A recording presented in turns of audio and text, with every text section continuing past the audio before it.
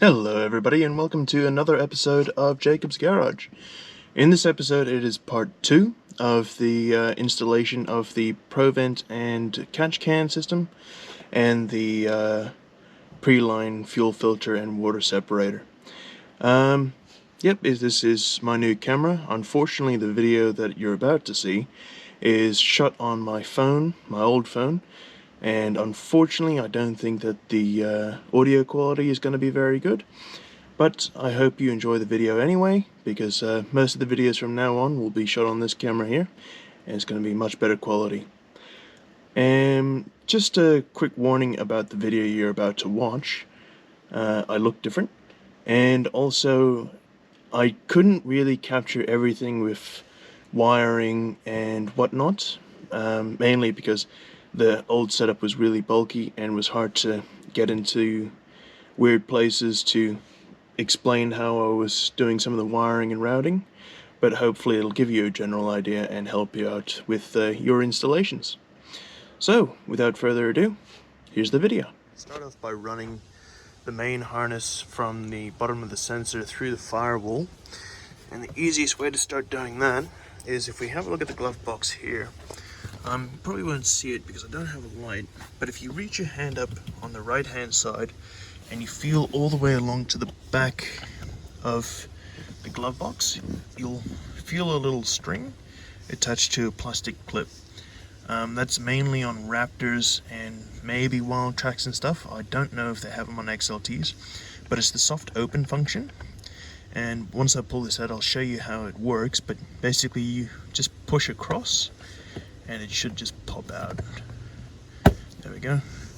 If you have a look, so it's just like that. So if you push across, it'll pop this back pin out and then it'll just fall out.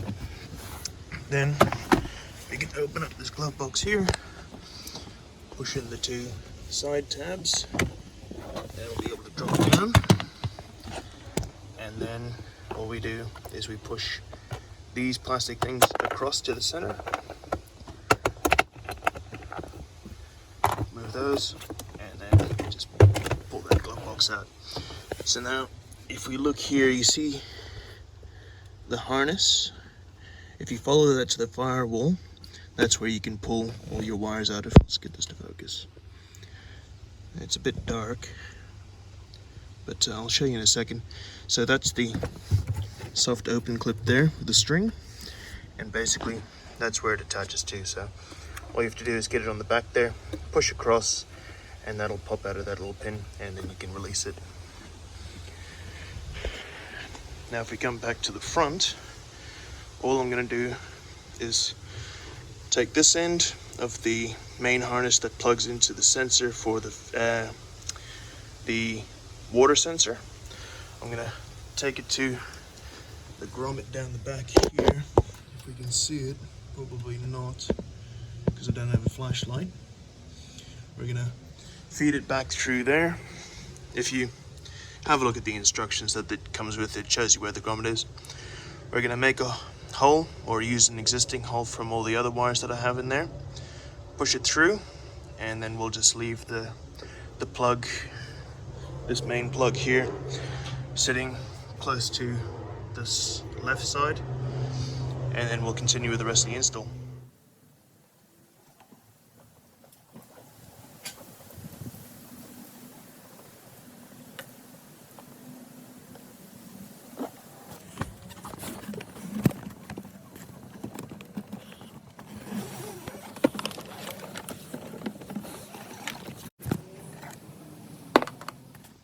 Alright, so next I'm going to be prepping the filter itself, because the job requires for you to do the inlet and the outlet on the same side. So we're going to move this block off here from the inlet to here on this side's inlet, and then we're going to put our two fittings on this side here.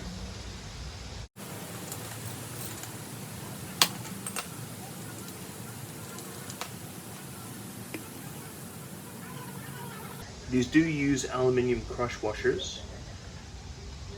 Usually it's not a good idea to reuse them, but these haven't technically been used before. Although they have been technically crushed. As you can see there, it's tight, but I've still got that little bit of motion. That's it actually crushing that aluminium washer there. We're going to make sure the other side's tight as well. Yep, sounds good. Move the other plugs. And then what we're going to do is we're going to take our two fittings here, which are our, I don't know, probably a BSP to a 6AN it looks like. Those ones there. And find our washers as well. These little black washers here.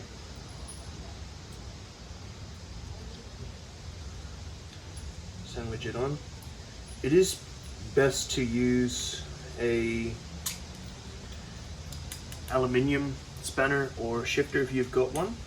If not, just be super careful not to slip or anything, because you will mar the surface if you care about the looks.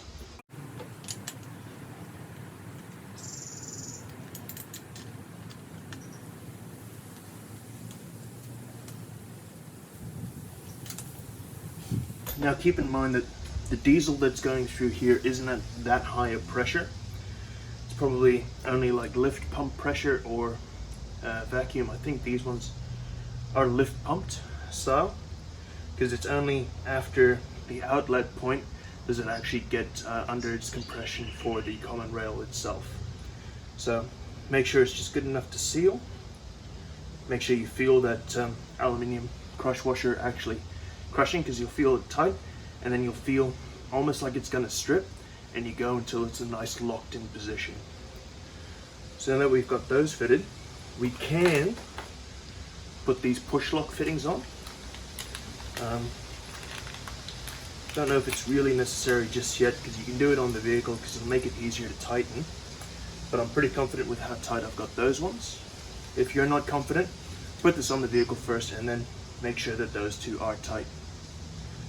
And these don't need gaskets or anything, because they're a taper lock sealed AN. They seal themselves up pretty well. But you still will have to tighten them.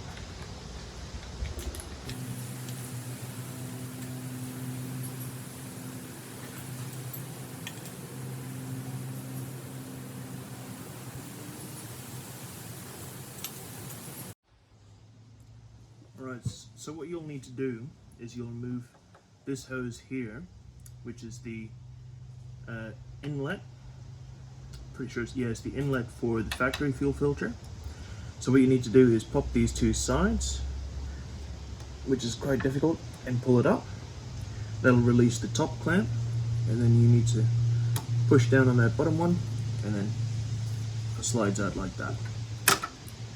Now the bottom one's a little bit more difficult, and it's going to be really hard to get my camera in there, so I'll remove it and then I'll explain how I did it, because there's no way you're going to be able to see what I'm doing down there. Alright, so if you have a look, this is what the bottom one looks like. It's a push lock style.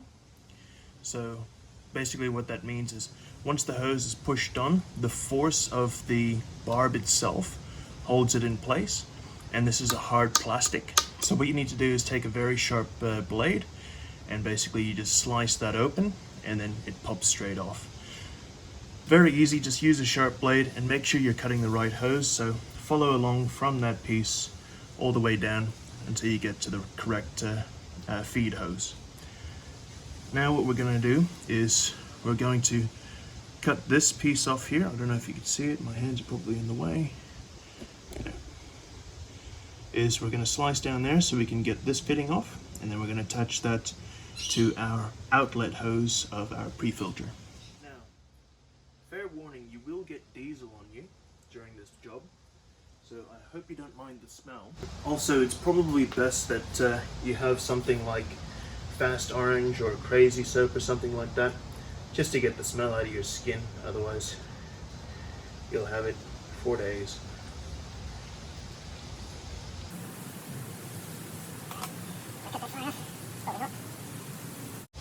Make sure not to cut yourself. There we go. Pop that one out there. And then we'll take our short hose, because it's only going from the outlet here to the inlet for the secondary filter. So we'll take a clamp, push this fitting on there,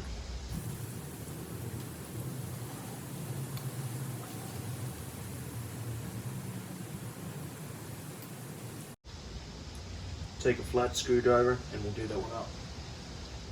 Now that we've got that one clamped on nicely, we're going to set this one aside for now. I'm going to take our long hose. This is going to be the feed hose, which goes into this side here.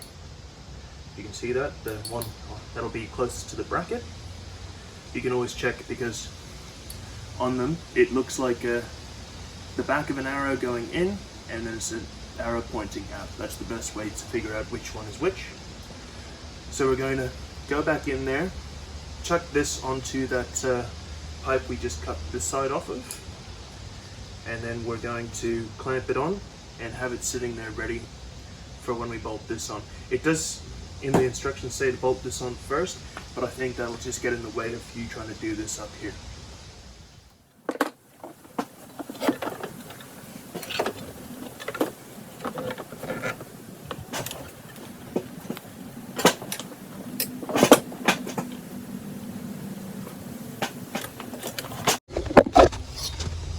Alrighty, conveniently enough, you can actually get to that clamp down here.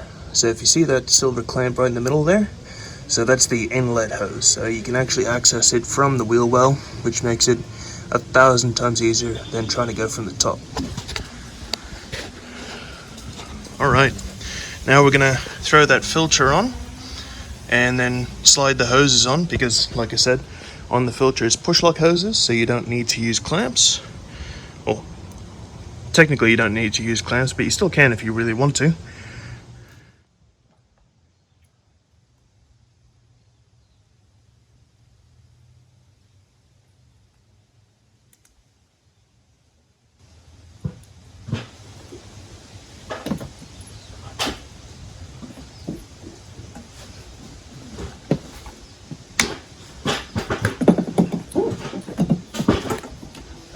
But sorry for the bad videography just then.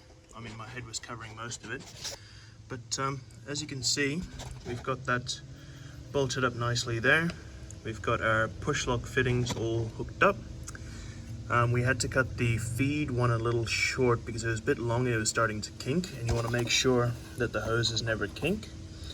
And then we've got the outlet hose coming from there, straight up and into this position here. So that's all not kinked and everything like that.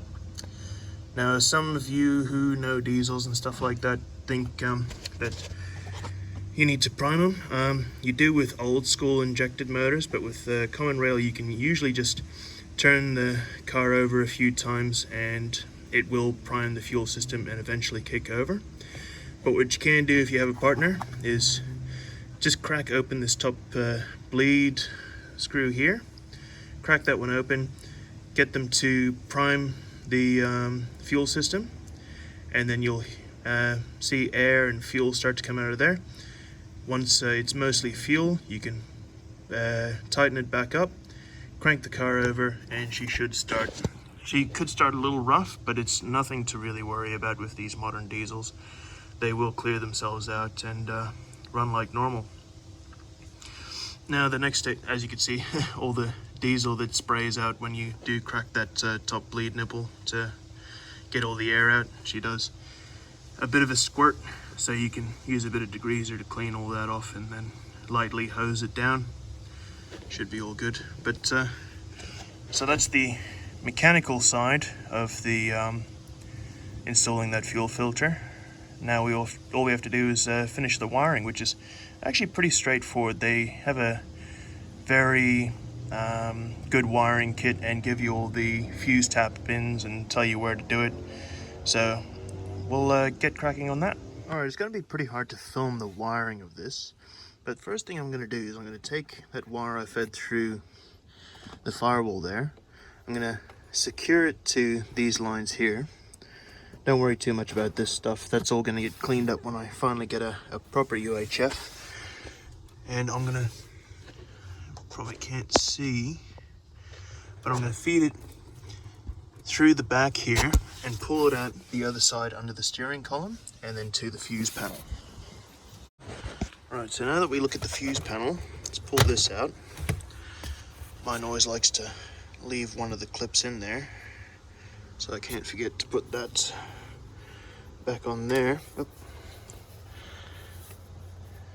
If I didn't have diesel on my hands, make it slippery. And essentially I'm going to do some tapping in and probably mount the microphone about here. That's where it recommends. Run the lines across to it, and I'm going to run the warning light. I'm going to see if I can place it just here. So I'm going to have to remove this panel again, which means pulling these panels here. They come off quite explosively, and then I think it's a 2 7mm bolts, and then just pop it off.